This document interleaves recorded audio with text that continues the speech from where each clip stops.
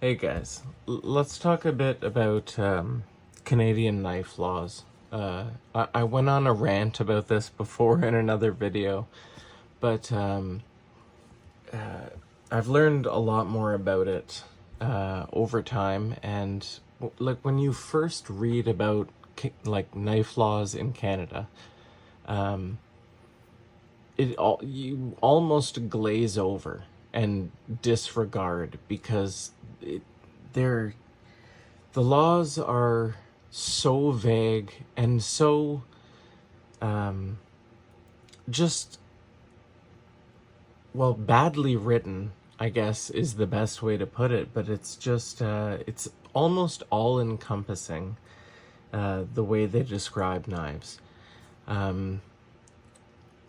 Either way, I got a lot of comments. People reached out to me with problems and stuff like that, and sadly, the answer is if you live in Canada, don't ship folding knives across the border. They will get taken by Canadian border security. Like, there's a chance they'll slip through. Whatever, or if the supplier was able to disassemble the knife and send it to you, that would be okay.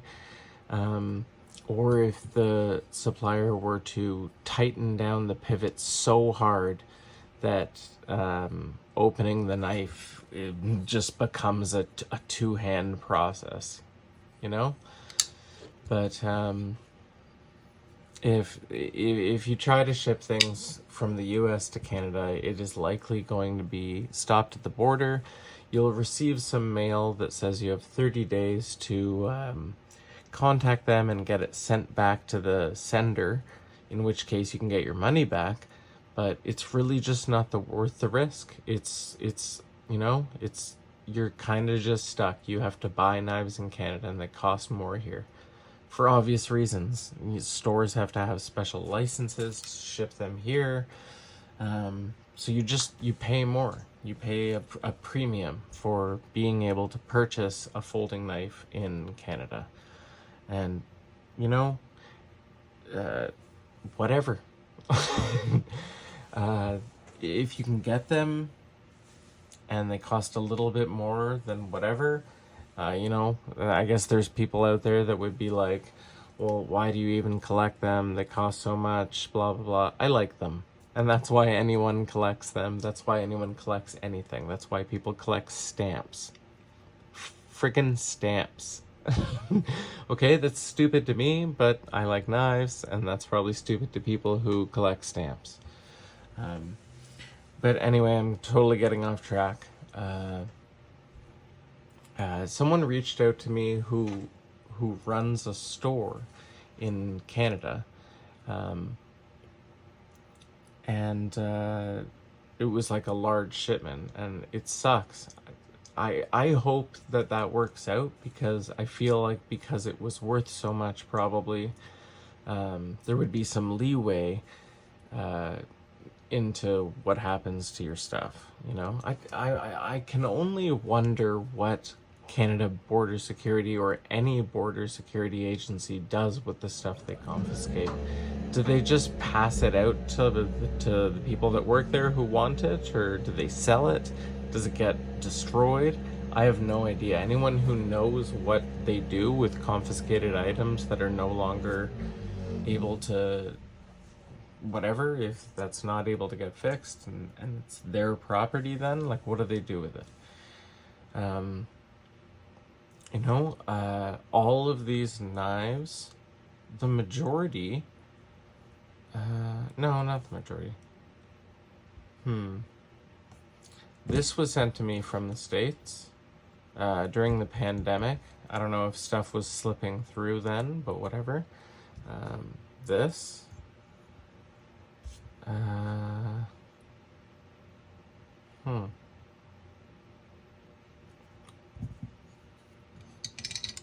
This. These three were sent to me from the States. The Migron Valona.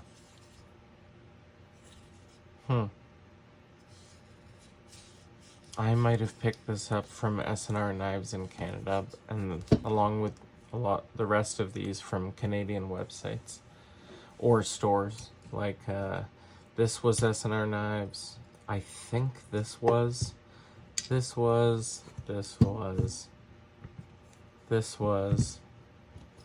and this, yeah, all from the same store, because there's not a lot of options here in Canada.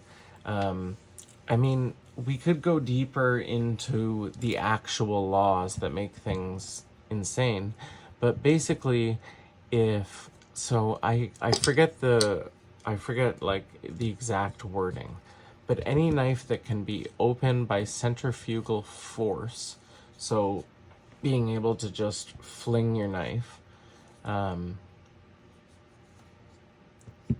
is deemed prohibited in Canada. Here's the thing that I just found out. In 2018, the border security agents, while looking at folding knives and trying to make a decision of whether or not they're a prohibited weapon or not, are actually allowed to partially open the knife and then give it a fling. I know that probably seems incriminating, but that's every folding knife. So these were all bought in the store in Canada.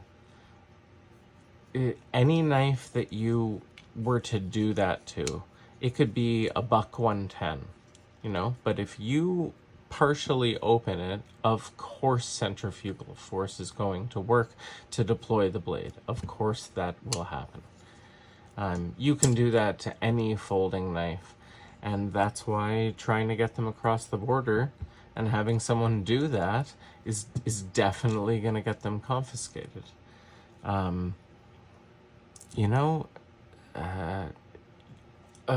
bunch of other people also reached out to me, Americans that were coming across like a land border, and they're like, should I bring my folding knife, or like they would name specific models, like should I bring my Benchmade blah blah blah. Sadly, I didn't answer a few of those people because it was like, I should not be giving legal advice, but at the end of the day, no, you should not try to bring a folding knife through the Canadian border. It's a prohibited weapon, essentially. It's very confusing because you can buy all of these knives that Canada Border Security now would deem completely prohibited, and just go into a store and get them. You can carry them as long as you're carrying them as a tool and not for nefarious purposes, which is ridiculous because here are some fixed blades that would be completely legal as long as you could prove that you were using them as a tool. But I mean, okay, I wouldn't suggest walking around with this. This is just like a collector's piece. But again, this is from a storefront right in Etobicoke. Okay? I wouldn't, like, it's pretty hard to to convince someone that you're using this essentially dagger as a tool, although I did and have and will again. This fantastic little fixed blade, completely legal. Totally, you could tell a cop that this was a tool, and it was, because that's all I use any of these for, is to basically open boxes. Same with this. But this would be perfectly fine to ship from the States. Fixed blades are perfectly fine. The end. They just are. I know that it's weird. If you're an American watching this, I get how you're like, are you fucking kidding me right now? But yeah. So, like, you can, and the only thing about this is if you're going to walk around with this, it has to be exposed. This cannot be concealed. Any fixed blade that you carry in Canada, needs to be obvious. So like on your belt, this is fully sticking out. This wouldn't be under your shirt or something like that. You just can't conceal it. But then you can carry any fixed blade that you want. And yeah, that's totally fine. But shipping this across the border would be stopped. Yeah, and if you were doing anything nefarious to do with your knives, you're going to have that charge put on you as well. You in Canada cannot carry a knife for the purpose of self-defense. So if you get caught in a knife fight, you're definitely getting charged with carrying a prohibited weapon if it's a folding knife, and then all the other charges that you would get. So like tools, guys, these are tools. Don't do stupid shit with knives. Don't try to hurt people with knives. You can't do that in Canada. You want to go to the States and become an American citizen and defend yourself with guns and knives, that's cool. I kind of want to do that, but I'm a Canadian and that's not happening. So the only thing that knives are being used for is as a tool. Many knives other than these are completely prohibited. Like for instance, you can't buy, what are they called? Oh my god. Totally escaping my head right now. Butterfly knives, right? You can't buy them, you can't possess them, they're a prohibited weapon, along with a bunch of other things. Gravity knives, specifically, if other things like that. But essentially, since 2018, all knives, when it comes to the border and being shipped and or possessing of while crossing the border, anything they can do that to is getting confiscated. You're not going to get charged, although I don't know if you just keep doing it and once you try to ship something like this across the border, which I did, like with these three and some others, and one that isn't here because it got taken. So these three made it, another two, another Spyderco smock, and whatever this is, a QSP penguin with these awesome jig titanium scales. This knife is awesome. Sadly, I messed up trying to heat anodize it. It didn't come out that great. I don't like the colors or really the pattern at all. And I messed up the pocket clip, if you can see that. There's like a big... It's because I didn't clean them, so there was probably like some grease or something in that spot when I heated it up and it like burned.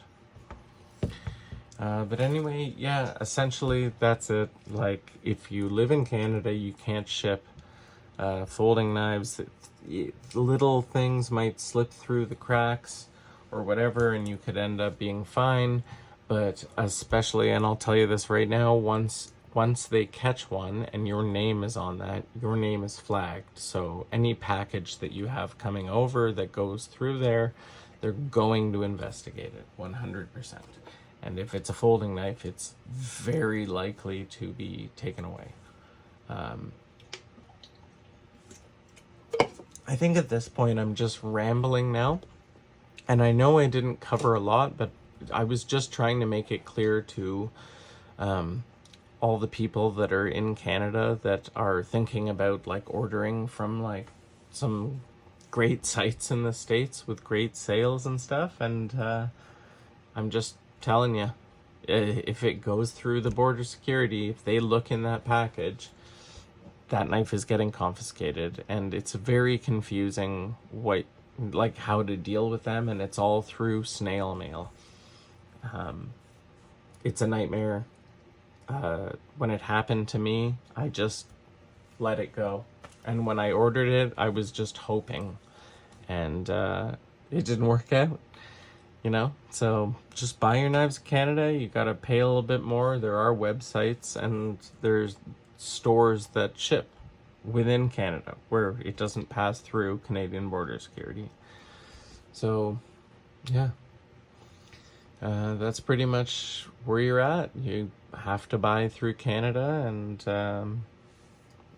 although the fixed blade route, if you're a folding knife person, and you've never actually carried fixed blades, it is insanely convenient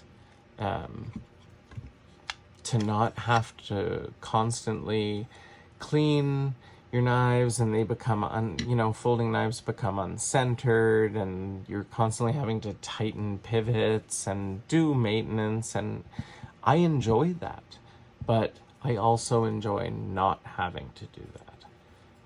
This, you just dip in some soapy water and scrub it with like a scrub pad, and it's brand new again, aside from scratches and blah, blah, blah. But, sorry guys, I'm drinking a Coke Zero right now, so you'll have to excuse me.